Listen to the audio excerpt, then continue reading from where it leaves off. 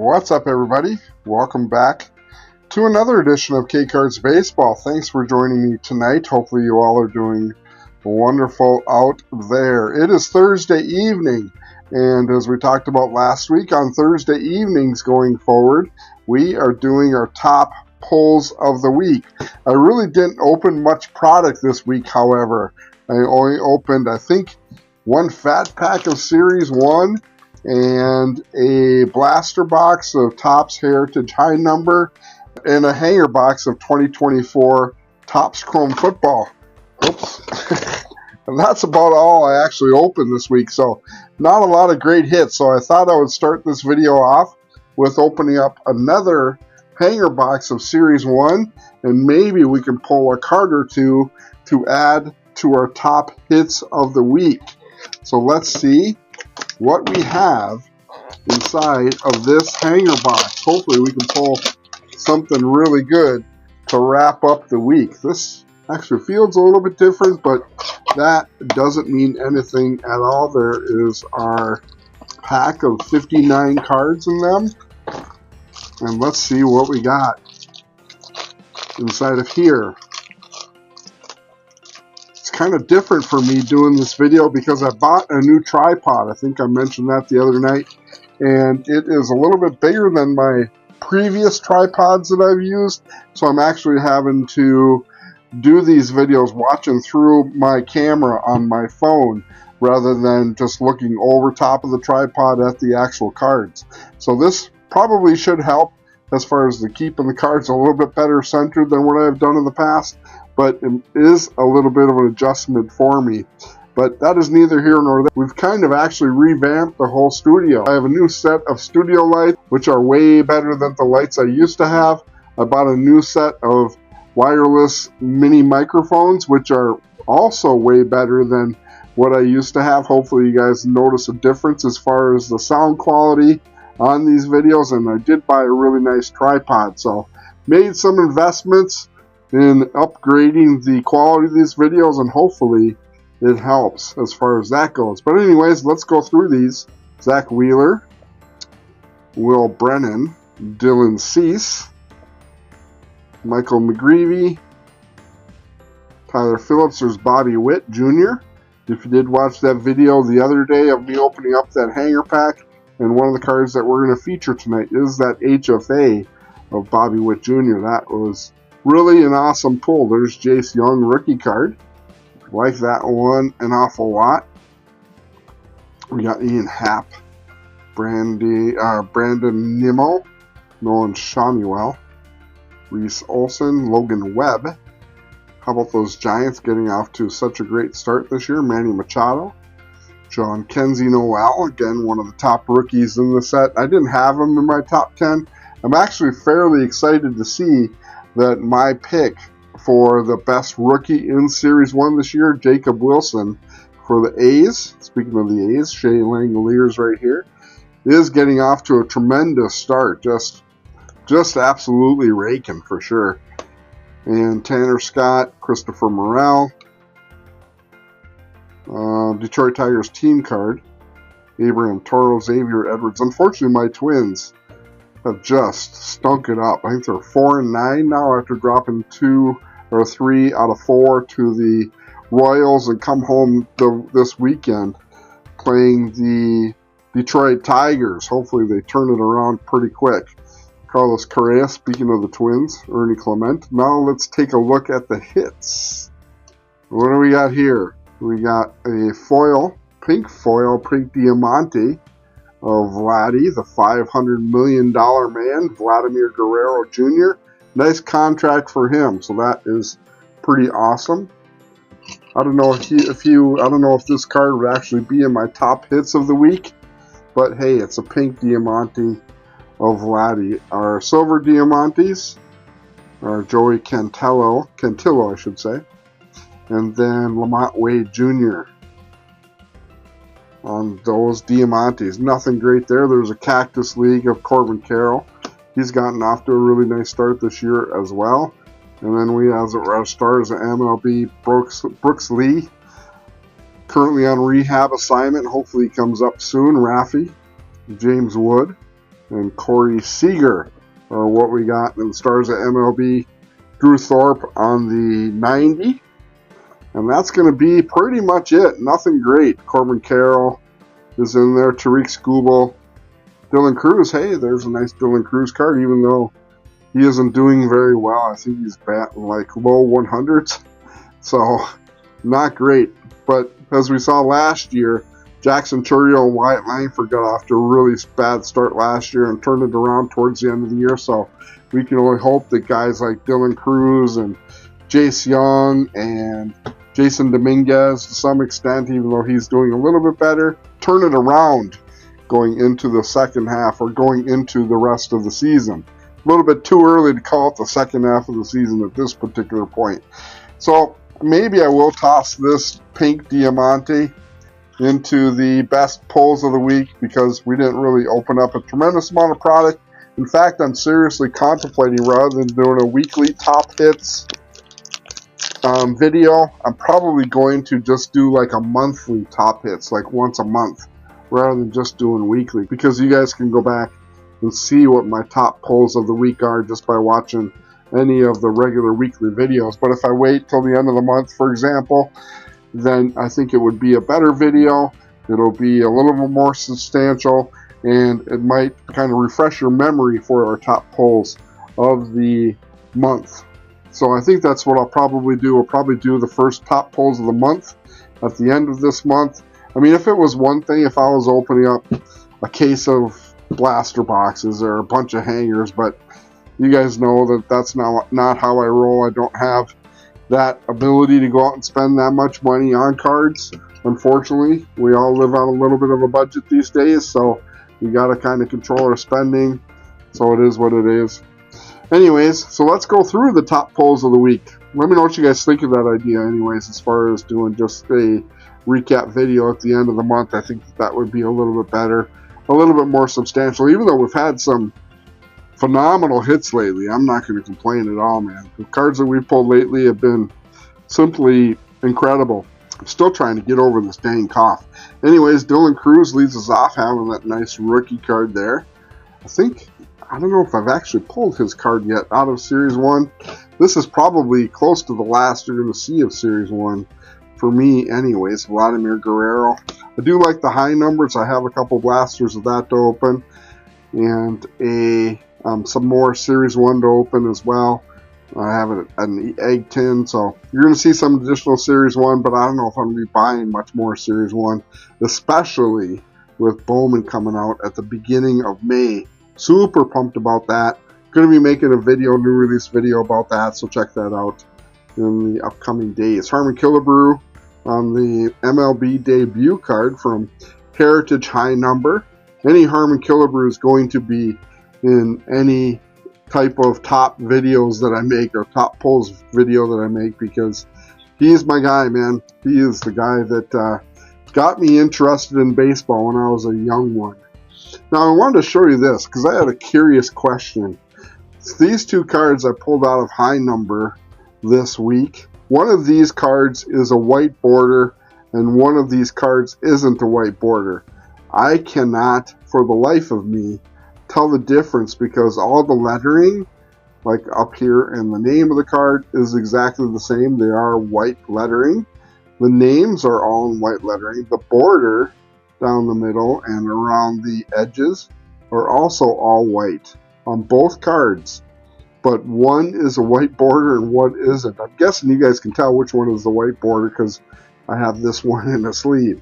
But yeah, this one is the white border. You can see it, I think, right there. It says white border on it, and this one does not say white border on it, even though the cards look exactly the same. So as you're going through them, how is it possible for you to tell that this one's a white border and this one isn't a white border? No idea. If I didn't look at the number on the back and seeing that white border designation, there's no way that I could tell that this was a white border and this one wasn't. Don't know. Let me know what you guys think. If there is a difference that I'm missing in these two, not exactly sure, but I'm very curious to see or hear what your guys' feedback. Some of the other top pulls I had this week out of the Heritage High Number this Pedro Pajes. This one is I think a high number card. You got the high number card there. The high numbers are 701 to 725 in the heritage high number, so any cards that are above 700 or 701 are going to be high number cards. Brandon Pfaadt is the same thing, but this one I think is a white border as well. It is a white border, 656, not a high number, but a white border. Now this one I can tell because the lettering in his name is white, even though I'd like to see the Diamondbacks in white as well. But again, you do have the border in white and his name in white. So that I can kind of tell is a white border card. This one too would be a white border as well. Is this one an aqua? Nope, it just says white border on it. So this one is a white border as well, even though it's not a high number. This one is a high number card, just a plain old everyday high number card, number 717. This one is actually a high number, number 702, white border. So I wasn't able to find any comps for this card online. I just saw the regular high number card, which is selling for like $3 on Ryan Fernandez.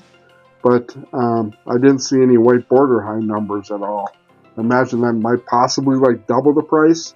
And then we have the one chrome card that we pulled, Michael Kopech.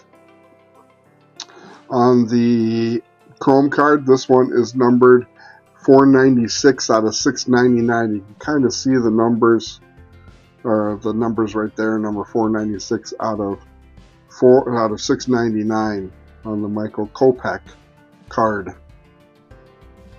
Nice card there. On the chrome card, I do like those chrome heritage cards. I think they're pretty classy looking, to be honest with you. Out of the hanger box of football, I just set 2 aside. And I did want to show you guys one difference. By the way, last night when I made that video, or the other day when I made that video, I called Drake May Drew May in the video. I don't know why I called him Drew May. No clue. Obviously, I know it's Drake May for the quarterback for the New England Patriots. But anyways, do make those language slip-ups once in a while, those name slip-ups. I also called Emmitt Smith a quarterback because I was looking at Eli Manning's card at the time that I was talking about Emmitt Smith, so I accidentally called Emmitt Smith a quarterback. Obviously, we all know that he might have thrown a pass or two during his career as a running back, but definitely a running back. I did want to show you a regular 1974 Topps card. This is actually Fred Biletnikoff, one of my favorite wide receivers when I was a kid for the Raiders. And you can see that this is a 1974 parallel of Drake May. One thing that's a little bit different, looking at the back for the regular ones, in the bottom of the 1974s, you have this football game that was part of the 1974 set. This one was a 5-yard loss. I don't know how the game was played or the way it all worked, but field goal good, okay? But there isn't that on the back of the replica or the duplicate card. There is no football game on the back, even though the rest of the back, for example, the number and the top of the card and the lettering on the card are the same as the 1974 set, and the stats are the same, but they have the top stuff on the bottom where the football game was in the actual 74 set. I actually wish they would have included that football game replica on the back of this card from 2024 Topps, but that's neither here nor there. The Drake May is a really nice pull. Anytime you can pull one of the top quarterbacks or rookie quarterbacks in the current class is definitely a good thing, and I think that he is going to have an outstanding career. The other really good card that I pulled out of the 2024 Topps Chrome hanger box is this Brock Bowers tight end for the Las Vegas Raiders. He kind of is changing the game at the tight end position, an absolute stud and a guy that is really going to have a tremendous career, barring injury or any other shenanigans that might go on with him. I think that he's an absolute stud for sure. Now let's get into the big hits that we had during the course of the week. I'm going to start off, well, I should throw up the Skeens first on the 2025 Gold Cup card. I think this is actually the first Skeens that I pulled do like the Gold Cup cards. They're really cool. But anyways, we obviously know that he was the best pitcher, rookie pitcher at his position in 2024. That hence the Gold Cup designation on the Paul Skeens card. But the two major hits that we had during the week is number one, this Jackson Holiday Bat Relic from the box of Topps Heritage High Number. Pretty excited to pull this card. Does have a little bit of a flaw here in the bottom right, but it is a really nice card. It's super thick stock. I think this is a maybe 108 point top loader.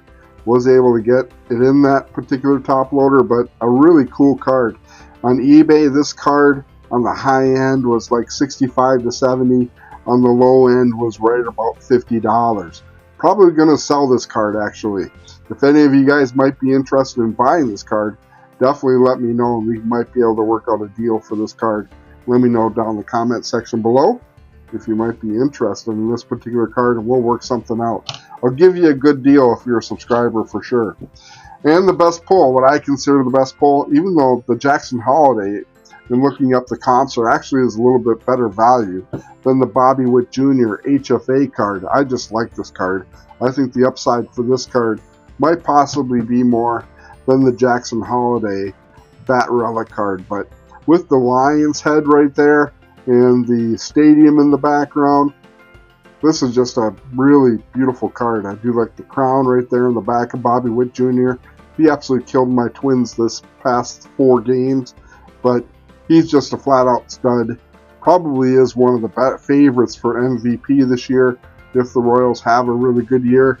But just a really cool card on the HFA, and it is really cool to pull 2 high-end HFAs over the course of the last 2 weeks. So super excited about that card. It is a really nice card. Don't know what I'm going to do with it. I'm considering getting it graded because I think it is in pretty clean condition. Corners are really nice and just a really cool card, so I might send this one off to grading. So anyways, guys, that is the major hits of the week. Hopefully you guys enjoyed this video and enjoyed the hits that we had this week. We have been on a serious hot streak, so hopefully that streak continues into the weeks to come. Let me know down in the comment section below again what you think of the idea of just doing a top hits of the month video at the end of the month rather than doing a weekly video. Again, being that I don't open a tremendous amount of product on the channel. If I was opening up blaster after blaster after blaster, it might be different. But because I'm going to open up 1 or 2 blasters as well as other product during the week, might be a better idea to wait till the end of the month.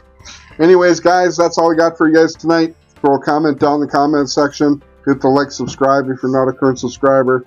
Would appreciate it. Helps me out a lot. And that's all I got for you guys. Be safe out there, guys. Happy collecting. We'll talk to you guys later.